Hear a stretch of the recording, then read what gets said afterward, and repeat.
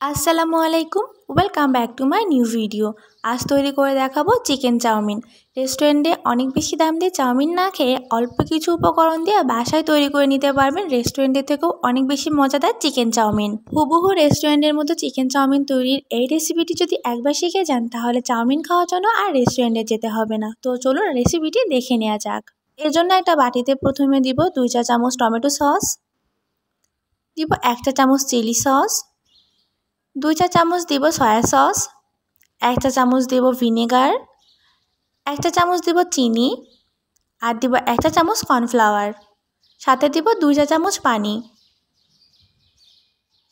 এর সাথে আরও অ্যাড করব হাফ চা চামচ গোলমরিচের গুঁড়া। দিয়ে খুব ভালো করে মিশিয়ে নিলেই আমাদের চাউমিনের সসটা রেডি হয়ে যাবে।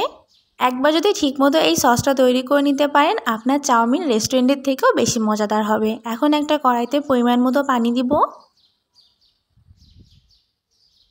তার মধ্যে দিব পরিমাণ মতো লবণ আর 2 টেবিল চামচ মতো রান্নার তেল দিয়ে পানিটাকে ভালো করে ফুটিয়ে নিয়েছি।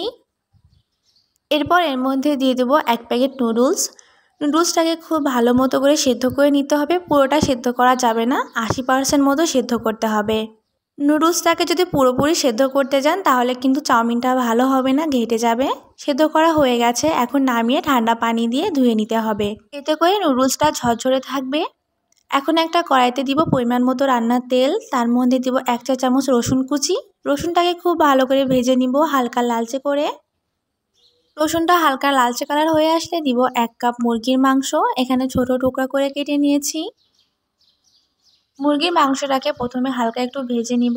এরপর দিব 1 চা চামচ আদা রসুন বাটা, দিব পরিমাণ মতো লবণ আর হাফ টিস্পুন গোলমরিচের গুঁড়া দিয়ে আবারও কিছুক্ষণ এই মুরগির মাংসটাকে ভেজে নিতে হবে। এরপর দিব একটা মিডিয়াম সাইজের পেঁয়াজ কুচি, পেঁয়াজটাকে দিয়ে নরম করে একটু ভেজে নিতে হবে।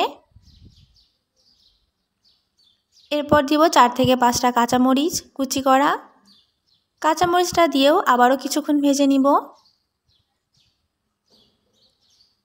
মুরগির মাংসটাকে কিছুক্ষণ ভেজে নিয়ে এর মধ্যে একটু জায়গা করে এর মধ্যে একটা ডিম ভেঙে দিব। আপনারা চাইলে এখানে 2টা ডিমও ব্যবহার করতে পারেন। ডিমটাকে এখন খুব ভালো করে চিকেনের সঙ্গে মিশিয়ে ভেজে নিতে হবে। এখন এই পর্যায়ে এর মধ্যে দিব হাফ কাপ গাজর কুচি আর তৈরি করে রাখা সস থেকে 2 চামচ সস এর মধ্যে দিয়ে দিতে হবে।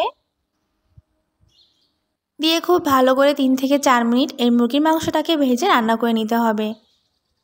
গাজরগুলো যখন নরম হয়ে আসবে তখন সেদ্ধ করে রাখা নুডলসগুলো এর মধ্যে দিয়ে দিব।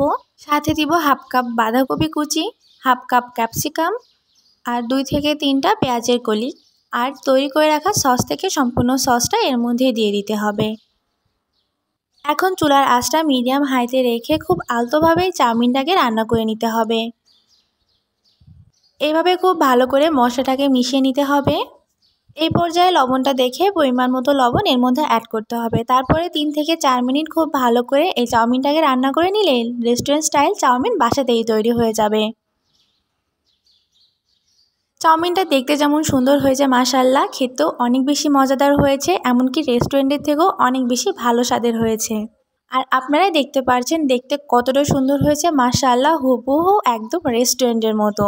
আশা করি আমার আজকের এই চাউমিনের রেসিপিটি আপনাদের কাছে ভালো লেগেছে। দেখা হবে নতুন আরেকটি ভিডিওতে। আল্লাহ হাফেজ।